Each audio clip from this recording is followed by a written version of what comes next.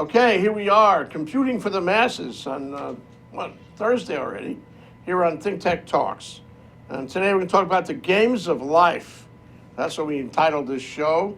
Our host in Philadelphia is Avrum Goodblatt, and he's the host of Computing for the Masses. And our special guest, who is in Indianapolis, both joining us by Skype, who is a gaming programmer. I hope I have that right. Bernie Dekoven. That's Dekoven. And Thank you very much. All right. Welcome to the show, you guys. Thanks. So I understand, Avram, that today we're going to talk about games, programming games, the games of life, with Bernie. So as host, it is now up to you to take over and conduct this show in a manner befitting the principles and standards of ThinkTech Hawaii. Go for And it. it better be good. I'm saying to you right now, this better be good. Okay, thank you, Jay, for this opportunity. And thank you, Bernie, for being willing to let me pepper you with questions. Hopefully some of the answers will relate to some of the questions, but we shall see. Seriously, this is a next installment in an ongoing series dealing with co-working. Bernie, correct me if I'm wrong, you've been involved in both games design, not computer games always, but games in general. You've promoted games, you've developed games, you've sponsored games, and games in the larger sense of playfulness, how people play together, even when they're working together. And Absolutely. you've looked at technologies to help people play together. And again, I'm using the word playing in its larger sense of playfulness and creativity. And the reason I invited you here to be interviewed is because I'm especially interested in how Hawaii's ability to play, which, as you know, is very high capability. Everybody around the world comes to play in Hawaii, can also be used to help in our development of startups, incubators, computer software. How can we apply our knowledge about playing in Hawaii to the playing necessary for developing products in a creative manner?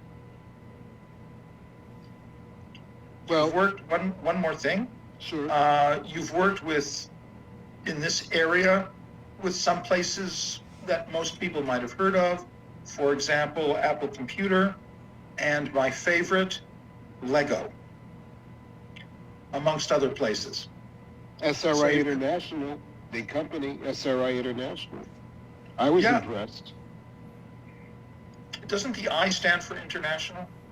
Yeah, but they like to call themselves SRI International because they're so international, they're internationally international. You worked for many years. You worked for many years in Silicon Valley Yes. for SRI, for Apple, and other people there. I remember seeing recently an old clip of you being interviewed together with the also famous Michael Schrage about how you helped him in beginning to appreciate the challenges and possibilities in collaboration.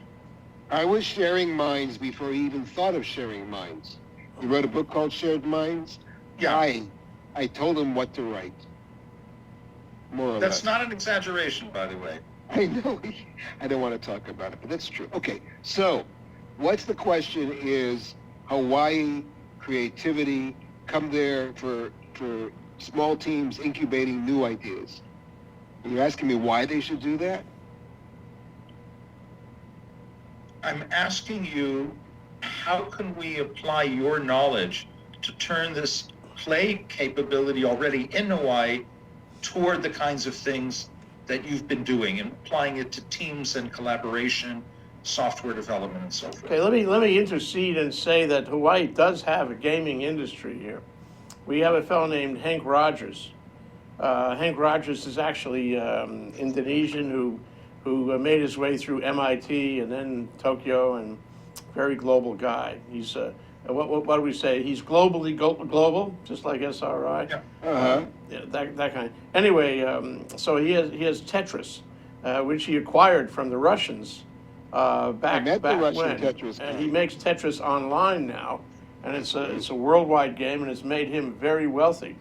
And Nintendo's involved in Tetris also. So we have programmers here. We have a lot of activity around Tetris and Hank Rogers and all that. So we have at least the beginnings of a global gaming industry right now. So how can you put that together, actually, Bernie, and connect that with what goes on the beach and the palm trees and the dancing, whatnot, through gaming? All right.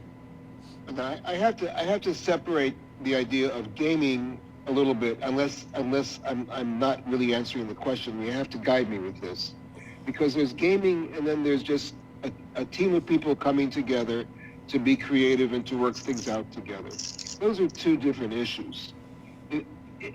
I would like to first talk about just any team of people, any design team that needs to work out an idea together. That in general, in order to help people be creative like that, they need a really good environment. There's a Yiddish expression called machaya, which describes being in a good environment. And that's basically, you might call it the machaya principle of creative teaming. We speak of little else here in Honolulu. This is exactly what I'm saying. Another way of saying Honolulu, if you say it a little bit wrong, is because you go in there and it's beautiful. It's a pleasure. It physically encourages you to relax, to be open, to be playful, to be creative. I mean, it's the very environment itself. I mean, God forbid you should wind up in a room like you're sitting in where you can't even see out the window. So hopefully you're sitting in some place on the beach with people being creative. You're in places that are exposed to the environment, because this is a very, very big factor in creativity. People need to feel comfortable. They need to feel safe, so that they, and safe with each other. That's a different thing than you have to have like good facilitation. You have to have people, leaders who are really open and honest with the people that they're working with. You have to be careful, when you start talking about creative teams, that they really are, if they're not sufficiently empowered. This is a kind of a sidetrack. Actually, everything I'm saying so far has been a sidetrack, but just hop on board with me. We'll go someplace nice. We're with you, Bernie. But, the things that break down successful collaborations are things like distrust, things like managers not giving people the rein they need or the information they need in order for them to work together. So that's another reason for them to escape as far as possible from their offices and from the organizations that they're surrounded in, and be treated to a place where they can really feel free and open with each other. That's not just the physical environment, that's the people. Now, my guess is that there are a lot of people in Hawaii who know how to make people feel comfortable. That's not just the kind of, I really do feel that. I remember when I was in Hawaii, there was a lot of kind of just basic warmth that was open to me, welcome, a sense of welcome. If that thing can be harnessed and presented to people who come there, that makes the environment even better. Now, as far as technology is concerned, that's a whole other issue. It's almost a side issue. I think that the first thing is providing people with a good environment. The next thing, a good, safe, comfortable environment, that they feel empowered, that there's a sense of welcome and comfort, so all of their all their needs are taken care of, that there's responsiveness, Is this what you want to hear me talk about? Is this helpful? Yes. Don't you Um, agree, Avrum? And I'll tell This you, is- go ahead, Avram. Well, I'm hoping a little later on we can talk about the technography aspect as well. Yeah, I'd love to talk about that. I'd love to talk about that. But so, and that kind of gets into a successful facilitation style for these people, how you can get them to work together or help them working together. You need to also kind of interview people before they come so that you're sure that they really understand why they're coming and what they're wanting to accomplish. That way you can better guide them, better support them in their needs as they get there. A lot of times there's an agenda that nobody really is willing to admit to when they come for a creative thing. A lot of times, when you're creating as a team, one of the big problems is trust, because I'm going to give you my ideas and then you're going to go back home and you're going to tell people that it was your idea. That kind of thing, if there's like competition built in. So these are the kinds of things that you need to investigate. A good planner would want to investigate that even before the people come to Hawaii. And then once they get there, to disarm them as much as possible so that all those fears are laid to rest. And that takes a special kind of person who can make people feel that they can be open with each other. So these are all things, there's the environment, the physical environment, the social environment. These are like across the board in every creative effort, that if you really want to help people be creative. Okay, can I skip a little bit to this technography idea that Avrum, is that all right? Because I have a connection to make to this comfort idea. Well, I'd like you to continue. I just want to sort of recap what you've said until now. Okay. And then to go on to that point that you want to make. Briefly, you're talking about how to set up an environment for creative teams, which could be a team working on a specification for software. It could be a team working on a physical product. It could be a team designing a television show, whatever the thing is. We here in this show are most interested in software development. So obviously, one assumes that a creative team could also be developing software. Absolutely. Okay, so now please go ahead with your... When I was as a game designer, one of the first things that you need to create is what they call a game document. Because games can get, as any computer project can get, they can get very, very complicated. And unless everybody's working, as they say, from the same page, things start falling apart. People go ahead where they shouldn't go ahead. They invest in coding something that shouldn't be invested in coding yet because too many other things haven't been decided yet. All those kinds of things that happen. This is despite all the warmth and love and trusting that's happening. This is just people going off, not coordinated, not clear about what their missions is, not clear about their focus. I want to be clear that never happens, never ever happens here in Honolulu. Did I say it right? Honolulu, Hawaii, where we are having ThinkTech talks, and we're talking about the games of life, computing for the masses, with our host Avrum Goodblatt in Philadelphia, and our guest Bernie Dekoven, who's a gaming programmer in Minneapolis. We're going to take a short break, and we'll be right back. Hold right there, you guys. Aloha, I'm Kili'i Akina, president of the Grassroot Institute and host on Ehana Kako, a weekly program on the ThinkTech Hawaii broadcast network. Ehana Kako means let's work together.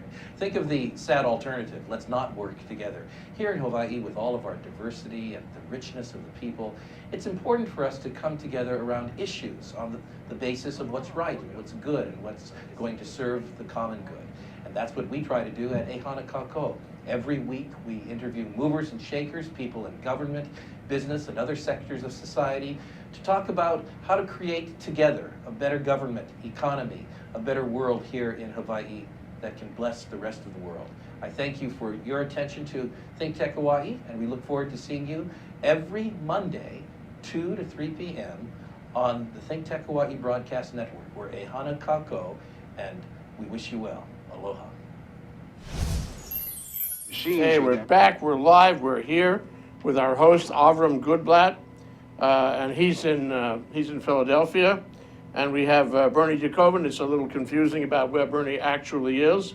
For a time, it appeared earlier in the show that he was in Minneapolis, but he is not. I want to correct that. Since we began, he has moved from Minneapolis to Indianapolis, where he is presently joining us. And where we thought earlier that he was a gaming programmer, we found that he has, even in the space of a few minutes, become a game designer. Well, because I moved to Indianapolis. Of course, and that's what they do in Indianapolis. The other thing is that as a game designer, he looks at these game documents, and with the help of some skillful cross-examination by Avrum Goodblatt, we're going to find out exactly what a gaming document is and what's on there and how you can make one for your games too. Okay, take it away, Avrum. I interrupted you before. Bernie, please go ahead now to discuss your point.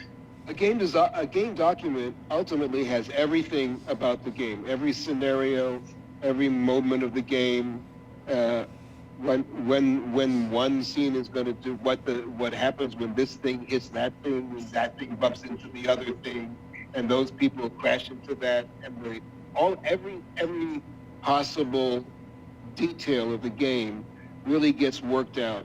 And since computers have become more and more sophisticated, that's become more and more important because there's so much graphics and sound and animation and so many things that have to be. It's like a script really for a game, but it's like a movie script because you have to really look at each scene, each effect, sounds, what kind of sounds are going to happen.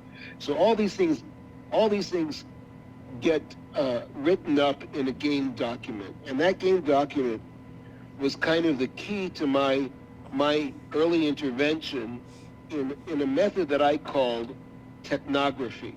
Now I don't like that term anymore, but I prefer calling it co-working, which I did start. First it was technography, then it became co-working.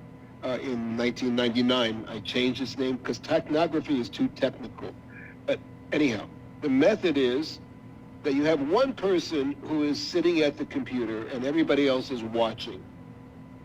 And that person is very adept at the computer, and he's also very adept at listening to people, can type rapidly. He's kind of a facilitator as well. And as people talk, he helps fill in the growing game document by using an electronic software product. Usually we used something like Microsoft Word, because Microsoft Word has a view called the outliner, which lets you work in an outline format and then allows you to keep things at different levels. So when somebody says, oh, you know, in this scene we're going to need to have the same effect that we had in the other scene. So you can easily open up the document to that scene, look at what that effect was, copy that effect and paste it into the other place, so the document can constantly be updated. That person, the facilitator, the coworker guy, is the one that does that, but he's doing that really at the behest of the other people. Eventually, at the end of the meeting, they get a hard copy of the document. The hard copy is so it doesn't look too flexible. It looks like this is what we decided, this is where we are, and that document just gets longer and longer. And naturally, they can have an electronic copy if they want, but having that hard copy is very important. So this is where I wanted to mention my Hawaii connection with the Mahaya story that I mentioned in the first place, because I wanted to call it at one time hot tub publishing, because that was my whole kind of the image, that all these people are sitting in a hot tub and there's a computer and a guy sitting at the computer, not in the hot tub. Unfortunately, I didn't like that model so much, so I abandoned it later on. I'd like to correct you on that for a second, Bernie. Isn't it hot tub? A hot tub, exactly. It was a hot tub publishing. And this is a funny man, this Jay person. And so anyhow, yes, hot tub. But the whole idea was that you want people to relax, to feel free, to be kind of blue sky at the same time, because the person at the computer can help focus them and structure their ideas, capture their ideas. Another thing about being with the outliner or with any kind of really good software product is if somebody says something that's like totally off the wall, they have some kind of crazy idea that nobody has ever thought of before, that maybe has nothing to do with this particular game, you can still capture it on the screen, and they can still see it. So nobody feels, one of the biggest problems of being in a creative group is that people have ideas all the time, but then people constantly shut them up and shut them down because they feel their ideas can't get captured. We're not talking about that. Shut up. Go to that. You can do that next meeting. Write it down somewhere, but don't talk to us about it. Now you can just say, okay, we'll take that idea and we'll put it in a new category called things to be thought about some other time, or whatever you want, so the guy doesn't feel so bad. And as it's happening, you feel like you're seeing yourself being heard, because your words are being put on that screen. That's another thing that happens to people that frustrates them very much in creative meetings, is that they don't think that they're being heard. They have an idea, they don't feel that anybody is listening to them because everybody is so off in their own idea. So it's really it's a major source of frustration. And what happens usually is people, they bring up an idea and they're not sure that it gets heard, so they say their idea over and over and over again and nothing gets done. Did I tell you about, I think there should be a rabbit in that scene. I didn't see the rabbit. You know what I'm talking about, a rabbit?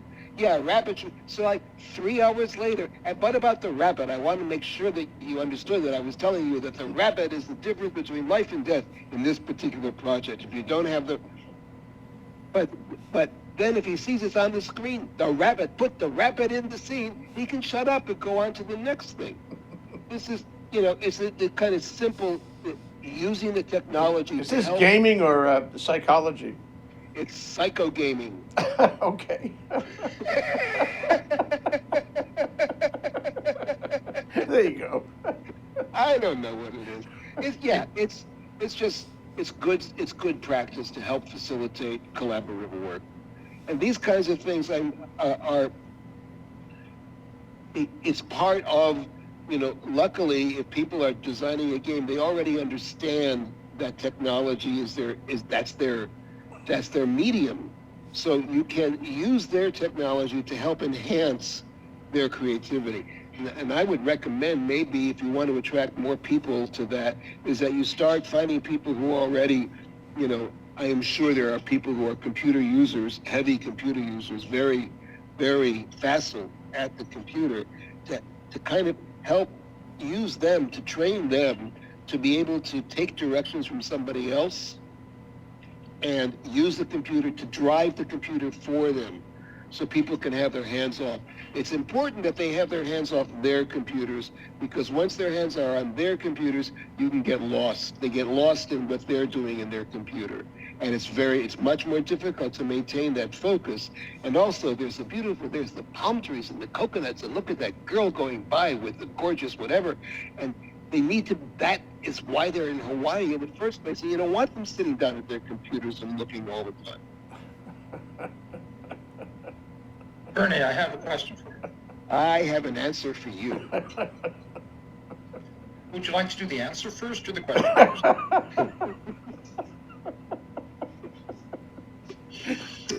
first? So, we have this team of people who have a particular goal in mind. They're working on some project of some sort, in this case, a software project. They weren't just brought together to say, do whatever you wish, just be creative. There's actually something that needs to be accomplished. So it's important to assemble not just the right team, of skills, but also the right team of support people. Yes. Okay. Yes, my point precisely. It's like you took it right out of my mouth. I can still see the saliva dripping off of those ideas, right, from my mouth. So I'd like to enumerate the key skills of this support team for the team. Not the team itself, but the support team that helps the team. And we know one of it is the co-working technographer capability that you elucidated, someone who uses the computer to keep track of what's going on. To help the group keep track. That the reason why I have to stress that, Avrum, is because it's you don't want it to be a passive, the guy's sitting at his computer typing in everything that people say and he's doing all the things, and he is doing as he is being told to do, supporting each episode of the collaboration when it comes up. He is now. Another skill that you mentioned is the skill of making people feel comfortable and trusting, to set up that trust. This is the Machaya fire. Right. So that may need to be a separate person. I mean, you can't necessarily expect one person to do both of those kind of things. That's right. What other key skill areas, how many would you say of key top-level subject heading skill areas are needed on this team? Maybe not all the time, but at different stages. All right, so there are different technical skills that you want people to have access to, different people that you want to bring in as drivers, as computer drivers, somebody who really knows how to do a spreadsheet, somebody who really knows how to deal with a graphic program, so they can very quickly sketch up some of their people's ideas. Those kinds of technologies are very valuable. Somebody to help record the meeting, photograph. There are other kinds of things that might become valuable at one time or another.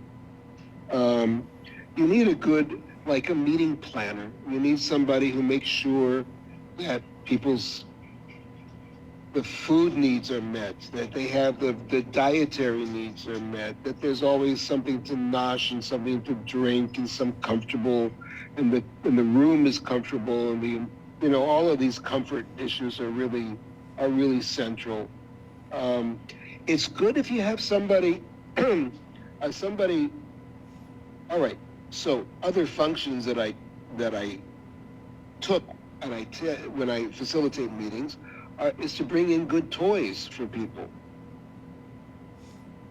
Toys, because toys, if you have like little things to play with in front of you and you're feeling tense, sometimes that's the only way that you're really going to get relief. Like a nice big blob of silly putty. Like some kind of thing that you can throw at somebody when you really have to. Like a little Nerf ball, and people can throw them at each other.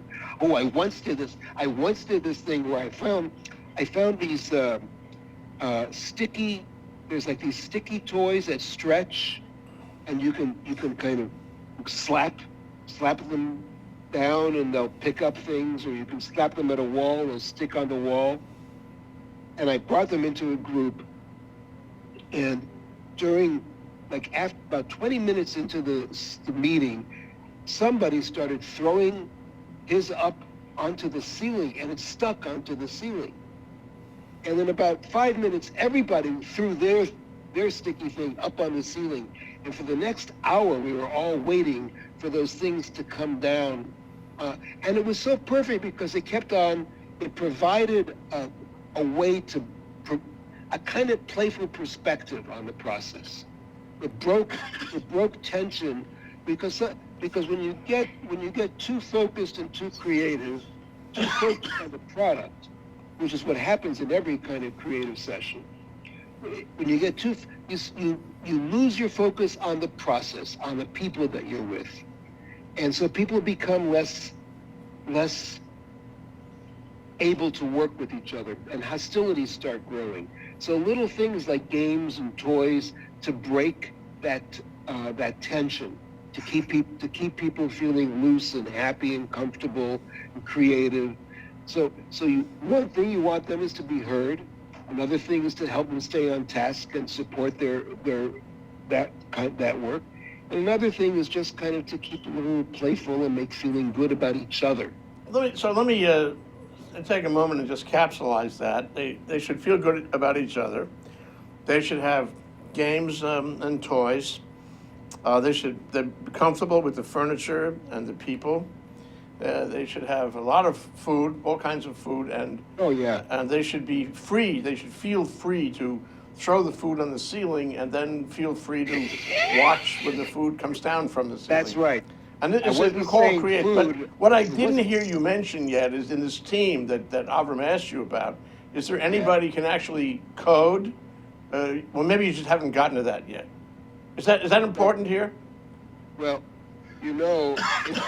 coding is kind of a different level of activity, and you have to what I was suggesting is that the focus is on creating the design of the product together. Coding is usually done as a solitary activity. It's not a co-working activity. May I interrupt? Yes, a lot of coding is done solitary, but there's also an attitude in certain kinds of programming where they encourage two programmers to work together. Yeah. And that's an interesting task in its own right. It's basically encapsulated by the idea that every computer chair should have a jump seat. Okay. So that someone can sit and review the code with them, and that's an important aspect of coding which can be done with another person, but it's perhaps a different stage than the stage we're talking about right now. Yeah. So, and that's kind of like another, when I was talking about the other kinds of people that could be in that role that I call technographer, that's a person who understands what the code is and can help people manipulate the code in real time together is also a very useful thing. But you have, so it really depends on what kind of goal you're going to set for the intervention. Now, if you're going to talk about an intervention where people are going to be doing coding as well as design development, then you really need to provide for to make sure that there's not just one room that everybody meets in. You have to have, I would suggest, some kind of like a co-working environment for people where there are workstations for them, and these workstations are networked together, and they can go there and they can work together. And as Avrum suggested, there's like jump seats or whatever, so that they need to move around, they can watch each other's work and discuss it. But that's not the meeting room. It's not the same thing as the meeting room. The co-working environment is an environment where, this is the traditional co-working environment, right? Or which has become the traditional co-working environment where everybody has their own computer, and they're off and they're working on their computer. And if they need help, or if they share tools, they share the printer, they share whatever else is around that they, if there's a 3D printer, I don't know what the heck they're making, but other kinds of things that are necessary for them. Maybe a video, so they can create videos as part of the animation for games or whatever. So much is involved in sharing, and that's why we like to share knowledge about other shows and other promotional items during our breaks. Yeah. So we're going to share this moment, if you guys don't mind. Avrum Goodblatt and Bernie Dekoven. Bernie is a gaming designer from Indianapolis, as I recall. And we'll be right back after this short break. Hi, I'm your host on ThinkTech Asia, Bill Sharp. I look forward to you joining us each Monday between 4 and 5 o'clock when we film right here in our studio in downtown Honolulu. The show, ThinkTech Asia, focuses on contemporary events in Asia. And by Asia, we mean anything from Hawaii, south to Australia and New Zealand, west to Pakistan, and as far north as the Russian Far East. Clearly, this is one of the most economically dynamic centers of the world. And we bring you up to date on what's going on in a whole host of countries in this very vital region. We look forward to seeing you. Aloha. Okay, we're live, and as Avrum asked during the break, Bernie, what would you like to talk about now? That's Avrum Goodblatt. He's our host in Philadelphia, and Bernie Dekoven. He's our games designer in Indianapolis. I'm sorry. Okay, and we're talking about the games of life, and we're talking about computing for the masses. So take it away, Avrum. Don't let him get away. Make him answer your questions directly, okay? Okay, so we were talking about the team of support for the team creating the design. Yes. And it turns out there's multiple skills needed, not necessarily all at the same time, Right, that's right. for the support team. Right. And of course, I think we all agree that some of the facilitating skills are very much found in Hawaii in great abundance.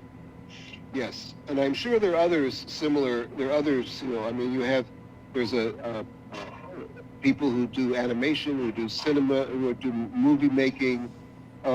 These are also, they can come in these are skills that people should be able to tap into. Computer scientists also, it'd be nice to have somebody come in if they have a particular problem with their program, with their whatever they're trying to deal with.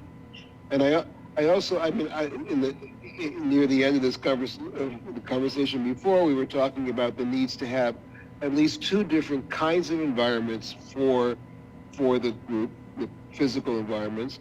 One of which is the focused meeting environment, which could be a hot tub with a projector. And the other is the kind of co-working environment where everybody has their own computer and they're working on different aspects of the project. Probably they're going to want to, probably that co-working environment, of course it has a big computer and maybe a nice projector. Probably they're going to want to show their work to get to each other in the meeting room. So it should be all networked together, what's going on. Again, my suggestion is that there's a strong focus on the document, which traces all the things that are happening in the design, so it becomes the Bible of the design, and that's the job that the technographer can do, the techno facilitator can do. Bernie, up till now, when you've talked about co-working and the space and all the, the comfort points of the space and the group, it sounds like you're assuming they are in the same geographic location. They're in the same room. They're mano y mano. And so I'm wondering, with all the technology we have, with meeting with Skype, with, so many tech companies connect around the world, are you saying that that's not as good? Well, yes. Yeah. Okay, I have my answer.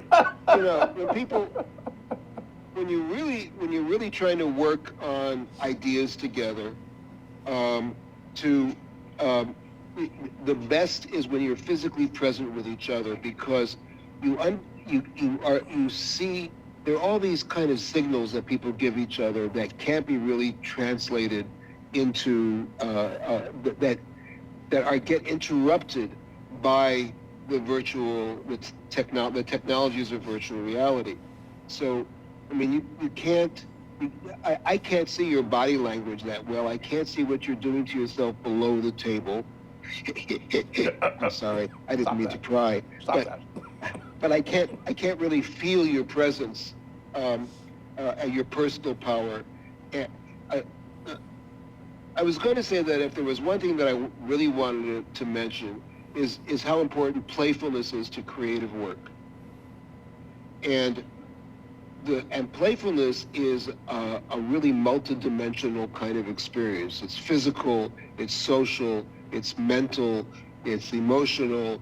there's so many ways that we maintain playfulness with each other, maintain a sense of playfulness, a permission to play, the safety that we need to play with each other, the understandings that we have to have in order to feel that we can be playing together, because that's really the heart of a creative process. It's not just, that's what I'm saying, this is creative teams that we're talking about. So playfulness is really essential. And it's much more difficult to maintain a playful connection when people are apart than it is when they're together. You can do like, direct, listen, I want you to do that, here's my presentation, watch my presentation, don't talk to me until the presentation is finished. If you want to talk to me after the presentation, send me a message. That kind of thing is wonderful virtually, but awful as far as people like feeling that they're working together. People that feeling that they're stimulated, and definitely it's death to any sense of creativity that's going on. And what you have in Hawaii, which is very exciting to me, is that playfulness. Hawaii just kind of invites playfulness, just being there. It's very the physical comfort, just the tradition of what Hawaii is all about, is a kind of a lightheartedness, a kind of a sense of comfort and play and relaxation and dance and celebration. That's what you want to bring people there, so that you can use that to help them work together in a way where they truly release their creativity with each other and get far beyond the kind of the barriers that begin to occur in the office, through online virtual communication, through email, through different forms of, well, this is something that you can't do anything about, but incentives and trust with each other, and crappy bosses, and who knows what other kinds of stuff are going on in the organization. You just can only work with the team that's present, which is hard. That's maybe, Avrum, is another kind of skill that needs to be in the mix, which is the liaison between the team and the organization that's bringing the team in. Yes. Is making sure that team is given all of its, I'm telling you, I've had so many sessions that I've done with where the boss never told me what his real agenda was. Never, and I mean, he absolutely refused. He wanted me to facilitate the session. He wanted me to make things productive for people, but he wouldn't tell me why. He wouldn't tell me what he was looking for. And what, in fact, he was looking for was an opportunity to steal ideas from his people. I won't ask you which company this was. Or I don't want to talk about it. Or in fact, what he was looking for is which people are the top performers and which aren't, because those people are going to get fired because we're about to cut 50% of our staff. And I'm telling you, this is the kind of, you've been talking about creating an environment where everybody's comfortable, nobody feels threatened, everybody is at a maximum level of creativity. Right. But in the real world, and I guess this would be my final question, because we have to go pretty soon. In the real world, the ideal that you're painting, Bernie, may not be achievable all the time. It depends on the personalities. And there are some people, who are very aggressive, and they put a damper on this aloha spirit that you're talking about. I have found, did you say the aloha spirit? Yeah, that's what we call it. I love it. That's beautiful. Yeah, it's exactly right, the aloha spirit. I think that everybody will succumb to the aloha spirit quickly when they get in that environment and when they feel free enough. The questions are, what are their other agendas? And that's what has to get ironed out before those people get there. And so somebody has to act as a facilitator in this meeting. Somebody has to be the spiritual leader of this meeting. Absolutely. And how is that person determined? That's the facilitator that acts as the spiritual leader of the meeting. So we know who it is when we walk in the room. Yes. Okay. Yes. Avrum, we've got to close. Why don't you summarize or close and sort of make this all come together for us? Yes, first of all, thank you, Bernie. And I want to mention briefly, before I summarize, that you and I talked about trying to see later on if you can actually demonstrate a facilitated meeting with your tools and screen sharing. Are you still interested in that possibility? Yeah, I think that would be very interesting and very useful. Jay, we can have a conversation about that possibility later on. I just don't want it to get lost. It's an idea I'm sticking in there, and so that it doesn't get lost. So basically, Bernie, to summarize, we talked about the variety of ways to facilitate a team that has particular goals to accomplish. The psychological needs, the needs of trusting, the needs of feeling comfortable, but also the technical needs of being able to keep track of what's going on, so that good ideas don't get lost because they're not germane at the moment. And also the different kinds of other skills that can make it a lot easier to get the work done. In other words, if you spend all your time trying to fiddle with your equipment, you lose the possibility of creativity in that meeting. And there's a last thing you mentioned, that there's no question, while it is possible to handle certain kind of meetings virtually, that a meeting of creativity, where people really need to be able to pick up lots of different signals from each other, is much more effective when people are in the same room. And also, what to me is a key point, we've belabored this, but I want to belabor it again, certain aspects of a creative team require skills that we have in abundance in Hawaii. Okay, And maybe, that we got to go. Let me say that although we've been separated by hundreds, thousands of miles, I do feel like we're in the same room, gentlemen. It isn't exactly the same thing. In a more ideal world, we would be together, but it certainly has been fun. And let me say also that, Bernie, you're a very funny guy, and that's Thank good you. and healthy That's for about everybody. yourself, Jay. That's Bernie Dekoven, who is Avrum Goodblatt's guest today. It's a great guest indeed. We've been talking about the games of life, and really it turns out to be an appropriate title here on Computing for the Masses on ThinkTech Talks. Thank you both. May I say also aloha, and we'll talk soon. thank you. Thank you, Bernie. Aloha. Thank you, gentlemen.